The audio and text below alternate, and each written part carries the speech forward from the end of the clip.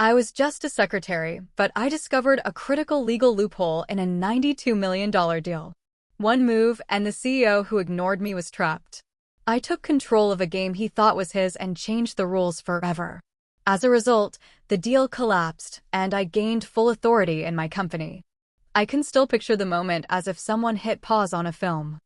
I was at the far end of a sleek walnut conference table, sliding freshly printed acquisition papers into crisp leather binders, trying to look invisible in a room that reeked of polished wood, overpriced cologne, and too much ego. Across from me, the CEO, Adrian Cole, the kind of man who treated our international corporation like it was his personal kingdom, leaned back in his chair with that smug grin he wore like armor. "Alona," he said, my name dripping with mockery, "you're a secretary, not an attorney. Maybe keep your skills to paperclips and staples, yeah." A ripple of laughter broke out from a few executives, the kind that stings more than an outright insult. I felt my neck burn, but I kept my face calm, only nodding as I placed the binder in front of him. I'd been at Cole Global for 10 years, starting as an administrative assistant and slowly becoming something else entirely, the silent fixer, the one who remembered every obscure date, clause, and fine detail buried on page 41 of a 460-page contract. But Adrian never saw that. To him, I was furniture, useful, quiet, practically invisible. That meeting was about the firm's flashiest acquisition yet, taking over a European shipping company valued at $92 million. The excitement around the table was almost buzzing in the air, the deal set to close in just 6 days, and of course Adrian was poised to bask in all the glory. But as I handed him the draft for final review, a knot formed in my stomach. "There's a section you might want legal to review again," I said softly, pointing to the back. He barely glanced at it before waving me off. "I said leave it," he barked. I didn't move. "Page 298, subsection C," I told him. "There's a loophole. It technically allows a third party to trigger purchase rights under a dormant license clause." Adrian laughed loud enough for everyone to hear. "Alona, please, I've got 3 Ivy League lawyers on this. If they're not panicking, neither am I. And you don't get paid to think." The room went silent, some smirked, others dropped their gaze, but I simply nodded. "Understood, sir." On the outside, I looked calm, but something shifted deep inside me. I'd tolerated years of patronizing remarks, subtle digs, and that invisible ceiling pressing down on me, telling myself it was the cost of staying in the game. But this time it wasn't just arrogance, it was dangerous negligence. And I couldn't let it slide. That evening I stayed behind under the excuse of preparing meeting notes, while the janitors passed me by without a second glance, Alona the secretary, always there, always unseen. But I wasn't writing notes. I was combing through the contract, line by line, footnote by footnote, chasing down every cross-reference like a detective. What I uncovered made my blood run cold. The dormant license clause was real, still valid, and it allowed an outside party to assume licensing rights if they filed first and paid the token fee before the acquisition closed. The cost? Just $2. It was meant as a failsafe, a relic never intended to be activated, but no one had removed it. No one had even noticed. I sat there long past midnight, staring at the fine print, my hands trembling not with fear, but with a sharper, steadier energy. For the first time, I realized true power didn't sit with the men at the head of the table. It lived with whoever controlled the details buried in the text. That night, I made a decision, one that would alter everything.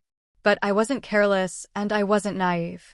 I knew it would take precision, strategy, and perfect timing, because the clock was already running down on this deal. And Adrian Cole had no clue that before he tried to close on his $92 million acquisition, I planned to hold the legal rights to the very thing he wanted to buy.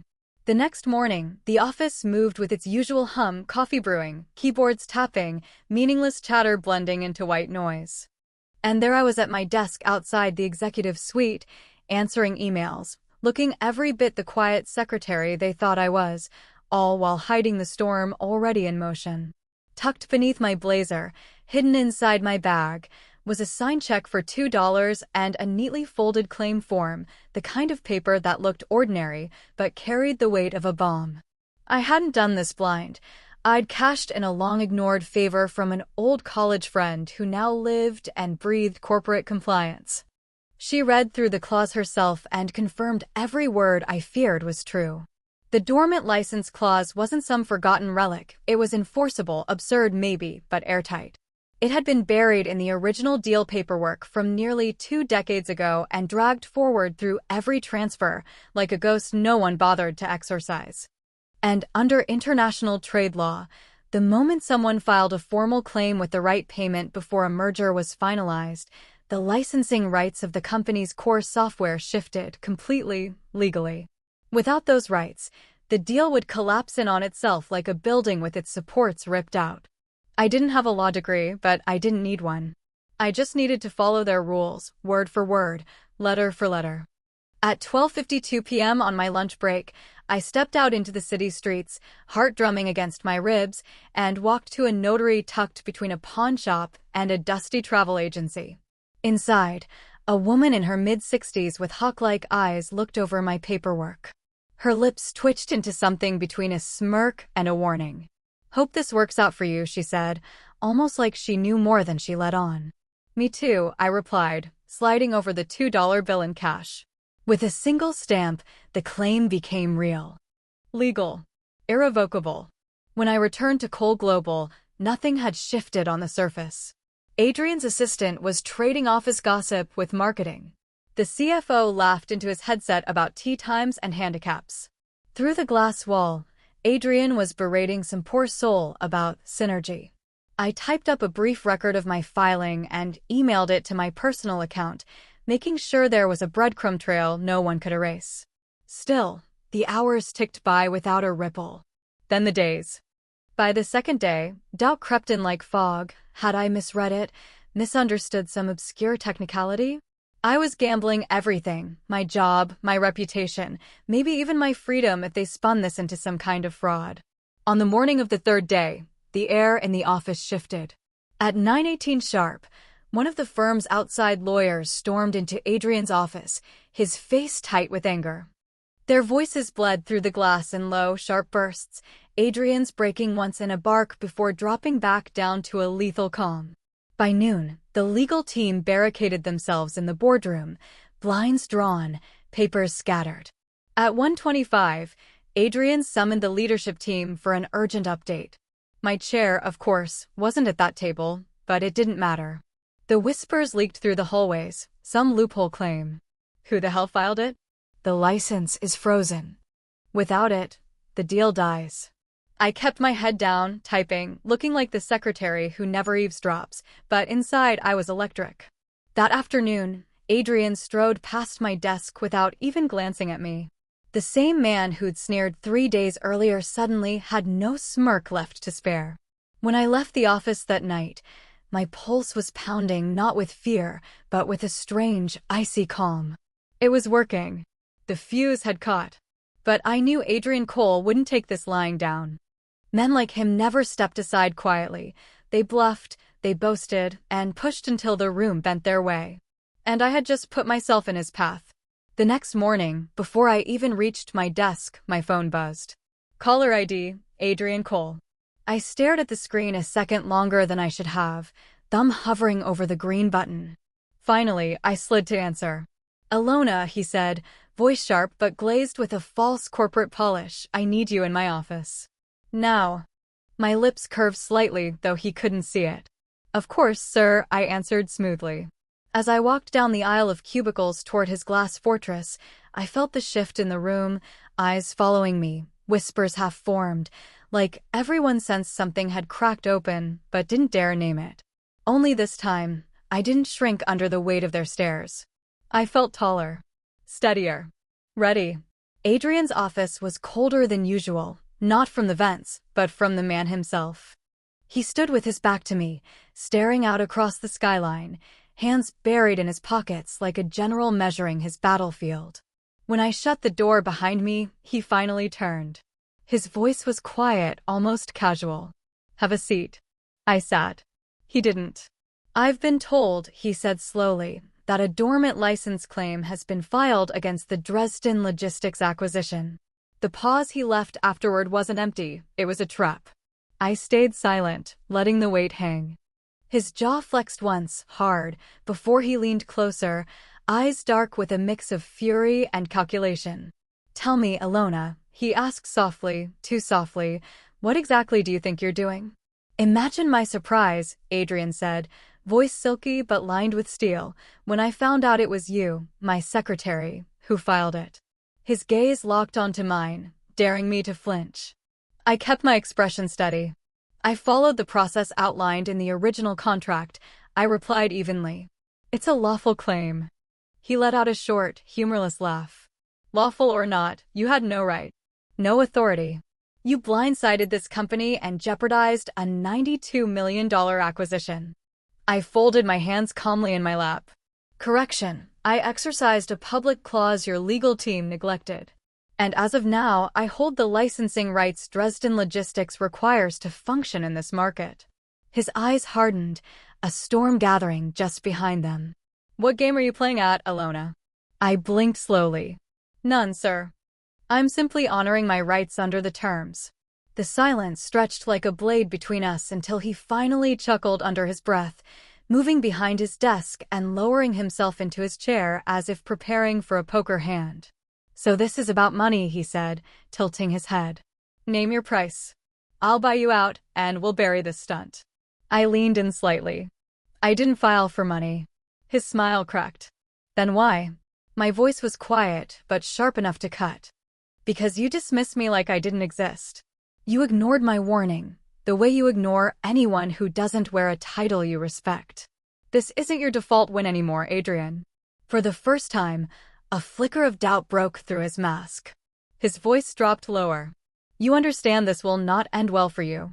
I nodded. I understand it won't end well for you either. The air between us tightened, heavy with a standoff neither of us wanted to break first. Finally, he leaned back, eyes narrowing. You'll regret this, Alona. I gave him the faintest smile. I'll take that risk. I rose and moved to the door, but his voice caught me mid-step. You think you're smarter than me? I turned and met his stare. No, Adrian. I think I bothered to read the fine print. Then I walked out, leaving him in his glass fortress, seething. The hours after felt dreamlike. I slipped back into my seat, heartbeat racing, pretending nothing had happened while the office hummed with whispers and sidelong glances. News travels fast in corporate halls, especially when the secretary walks into the CEO's office and comes out not only intact, but defiant. By mid-afternoon, the legal department was in full-blown panic. I caught fragments in the break room, license frozen, deal can't close, who the hell filed it? One whispered name, mine, brushed past my ear like static. I didn't react. I couldn't. But Adrian didn't waste time.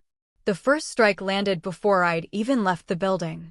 At 5:07 p.m., an email from HR lit up my screen.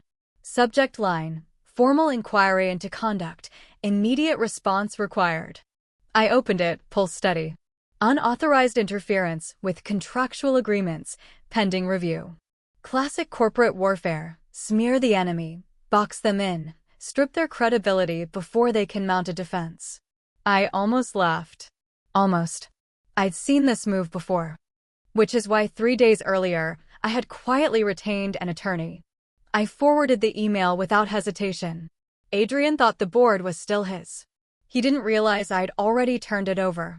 The HR inquiry wasn't a shock. What came next was... The following morning, I arrived earlier than usual, bracing for retaliation. The first thing I noticed was my computer, a red screen flashing back at me. Access restricted. Please contact IT. I sat motionless for a beat, letting the weight of it sink in. At 8:19 a.m., the summons came. HR wanted me again. This time, 2 people were waiting. One was the HR director, polished and poised. The other was a corporate counsel I'd never seen before, his suit darker than his expression. Your system access has been suspended, the director began, folding her hands like she was in control. Pending investigation into serious concerns raised by the executive office. But here was the twist they didn't see coming.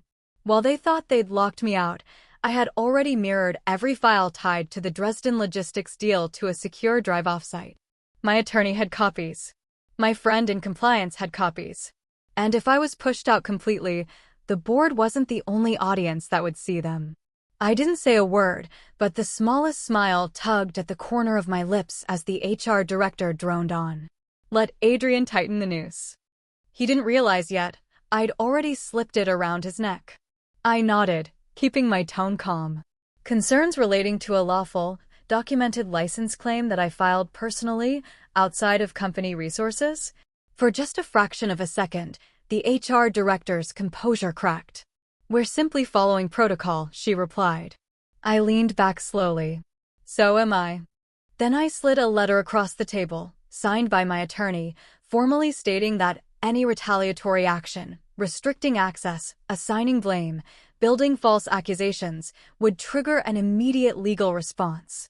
The corporate counsel's mouth thinned as he scanned it. Is that a threat, Ms. Torres? I didn't blink. No, it's a fact. Silence fell, brittle and sharp. At last, the HR director gave a clipped nod. We'll review this with our department. When I walked out, I had no system access, but I carried something stronger, a clear paper trail. By noon, the rumors swirled like wildfire. Hallway fragments hit my ears as I passed. HR's on her now. She's done. Suicidal move. I walked on without flinching. I knew the strategy. Adrian was trying to shove me out before the board or shareholders saw the cracks. If I stepped away now, every accusation would harden into truth. Misconduct, insubordination, breach of trust. But I wasn't stepping aside. At 2:05 p.m. sharp, I sat across from my attorney in a cramped cafe 2 blocks from the office. He was the kind of lawyer you want in a knife fight, sharp, precise, no wasted motion. He slid a folder toward me. We're filing a preemptive injunction. If they move against you, they'll have to explain in court. Public record. I scanned the pages, the reality settling over me. Adrian won't risk that, I murmured. My attorney gave a thin smile. Exactly. The following day, the air at Cole Global didn't relax, it thickened. Only this time, it wasn't all directed at me. The undercurrent had shifted toward Adrian. Questions were spreading like cracks in glass. How did a secretary outmaneuver the entire legal department? Why hadn't compliance flagged it? Why was HR scrambling like guilty accomplices? Executives avoided eye contact. 2 VPs I'd never spoken to whispered urgently as I passed. Even the CFO, usually smug, ducked into a stairwell to dodge me. And then came the call I hadn't expected. Alona, said a voice over the line, steady, controlled. This is Victor Carter. I believe we need a conversation. Within the hour, I was seated across from the chairman of the board in a glass-walled conference room high above the city. Unlike Adrian, Victor didn't try to dominate the space. He listened. For 20 minutes, I laid everything out, my warning ignored, the loophole, Adrian's dismissal, the filing, the retaliation. Calm, factual, backed by documents. When I finished, Victor sat back, fingers steepled beneath his chin. You've put us in a difficult position, he said at last. I met his eyes without flinching. No, sir. Adrian put you there. I followed the law. Leadership ignored it. He exhaled, slow and heavy, and after a pause, nodded once. You're not wrong. The silence stretched long enough for me to wonder which way the balance would tip. Finally, he said, you've given us a lot to consider. I'd ask that you refrain from speaking to the press while we deliberate. My smile was small but steady. I'm not chasing headlines, Mr. Carter. I want accountability. His nod this time was slower, heavier. Understood. As I rose to leave, he added, almost quietly, we'll be in touch. By the time I walked out into the night, the building felt fragile, like a set with its beams rotting beneath the paint. Adrian thought this was intimidation, but he miscalculated one truth. You can't intimidate someone who has nothing left to lose and everything left to prove. By Monday morning, the shift was unmistakable. Not a single announcement had been made, but the atmosphere had changed, sharp as ozone before a storm. Conversations clipped off the second I entered a room. Glances darted. Adrian's glass office, once wide open for his daily display of power, was now sealed, blinds drawn. And Victor Carter was in the building. All morning, meetings shuffled like chess pieces. Executives were pulled upstairs one by one for private discussions. HR kept their heads down, moving fast, but saying little. Something was happening behind those closed doors. Something big. And while the rest of the office buzzed with nervous speculation, I knew one thing with absolute certainty. Adrian Cole was no longer untouchable. The legal department slipped in and out of the boardroom like couriers of secrets, faces unreadable, files clutched like they contained weapons. From my desk, I pretended to work, but every nerve in my body was tuned to the movements upstairs. By noon, the office buzzed with rumors like static, emergency board review, compliance violations, questions about Roe's future. I didn't add fuel to the fire. I didn't need to. For once, I wasn't just listening to the Whisper Network, I was the reason it existed. At exactly 2:12 p.m., my phone lit up with a clipped voice. Boardroom. Now. Victor's assistant didn't wait for me to answer before hanging up. My pulse thudded, but I smoothed down my blazer and walked the corridor toward the executive suite. The glass walls on either side caught my reflection, showing someone calm, steady, unreadable, the exact image I wanted them to see. Inside, every board member was already seated, expressions carved from stone. Ethan sat at the far end, jaw locked, arms folded like he was holding himself together by sheer force. Victor motioned me into the chair opposite him, a single seat away from Ethan. I nodded, sat, and let the silence stretch until the weight of it pressed against my chest. Finally, Victor's voice cut through. He laid out what they'd reviewed, my documents, HR statements, compliance reports, even outside counsel opinions. Heads nodded around the table, but not everyone.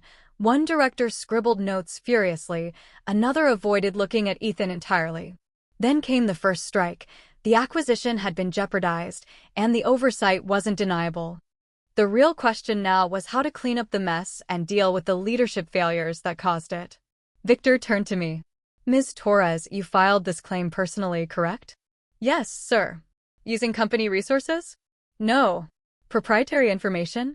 I shook my head. The clause was in the public acquisition agreement, available through filings.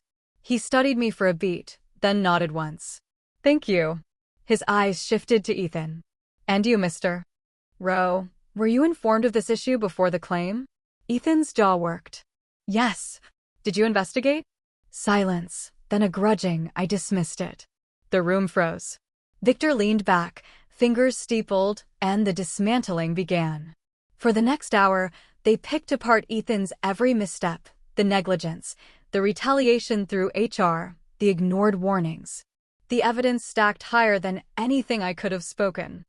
He tried to wriggle free with excuses and misdirection, even hinted I'd acted out of spite, but the board didn't buy it. The facts had already buried him. And yet, there was a moment, so quick I almost missed it, when one board member slid a note toward another. Their eyes flicked to me, then away. It wasn't just Ethan they were evaluating. Finally, Victor delivered the blow. Effective immediately, Ethan Roe was placed on leave. Interim leadership would be appointed. His access revoked, his future dangling. Ethan turned crimson, eyes burning into me with something more complicated than anger. Disbelief.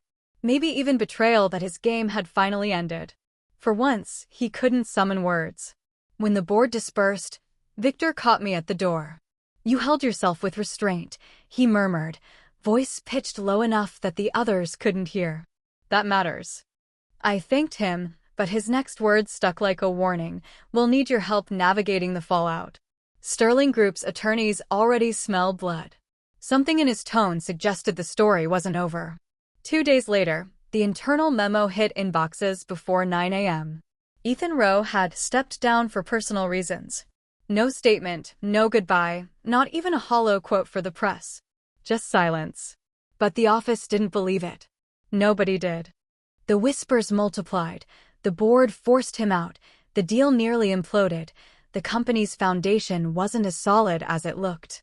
And somewhere between the rumors and the truth, I realized Ethan wasn't the only one who'd made enemies here. And in the strangest turn of all, the secretary, someone I had barely noticed beyond her daily greetings, had been sitting at the very center of the storm. She wasn't just shuffling papers.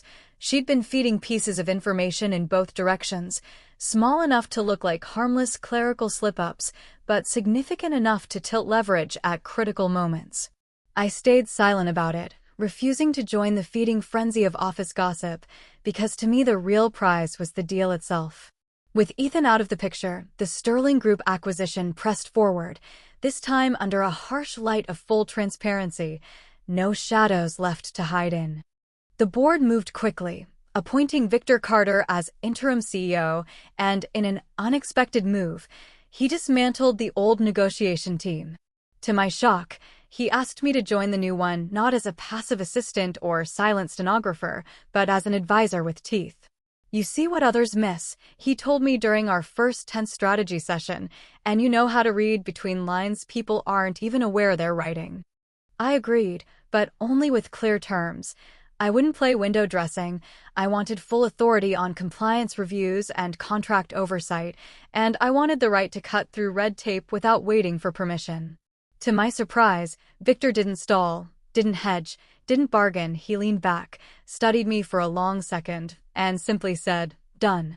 For 2 weeks, I immersed myself alongside the legal team, tearing into Sterling Group's paperwork like a surgeon probing for hidden tumors.